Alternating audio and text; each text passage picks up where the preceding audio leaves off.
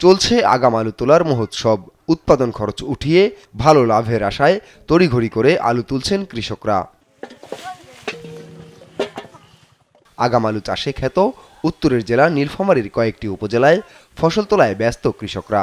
সারাদিন আলু তুলে তা পরিষ্কার করে পাঠানো হয় বাজারে।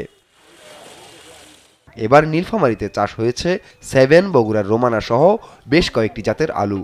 প্রতি কেজি নতুন আলু জমিতে বিক্রি হচ্ছে 55 থেকে 60 টাকায়। স্থানীয় বাজারে খুচরা দাম পড়ছে 60 থেকে 65 টাকা। তবে ঢাকা সহ দেশের বিভিন্ন জেলায় বেচাকেনা চলছে 70 থেকে 80 টাকা কেজি দরে, তবে কোথাও কোথাও তারও বেশি।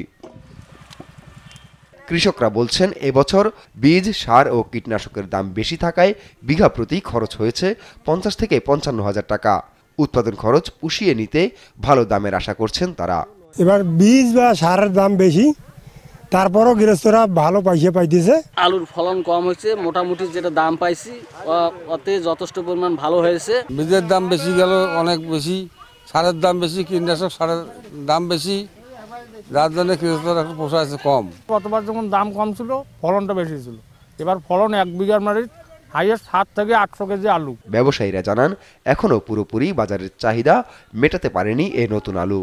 তবে পুরো দমে উত্তোলন শুরু হলে দাম আরও কমবে। আলু আজকের বাজার 72-73 টাকা, আগামীকালকে ছিল 75 টাকা। সামনে 2-1 দিনে আরও বাজার কমার সম্ভাবনা রয়েছে। গতবারের তুলনায় আলুর চাহিদা বর্তমান বেশি, আলুর চাহিদা বেশি কিন্তু ফলন কম। কৃষি বিভাগ বলছে, গেল বছরের তুলনায় এবছর উৎপাদন খরচ বেড়েছে। তাই ভালো লাভের আশায় পরিপূর্ণ হওয়ার আগেই অনেকে বাজারে তুলছেন নতুন আলু।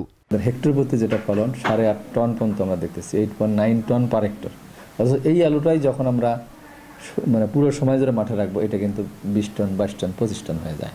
তো যেহেতু আগাম আলু, ফলন কম হলেও এর দামটা যেহেতু বেশি, আলটিমেটলি কৃষক লাভবান হয় বেশি। এবছর আগাম আলু চাষের লক্ষ্যমাত্রা ধরা হয়েছিল 7,800 হেক্টর জমি। নিউজ ডেস্ক, দেশ টিভি।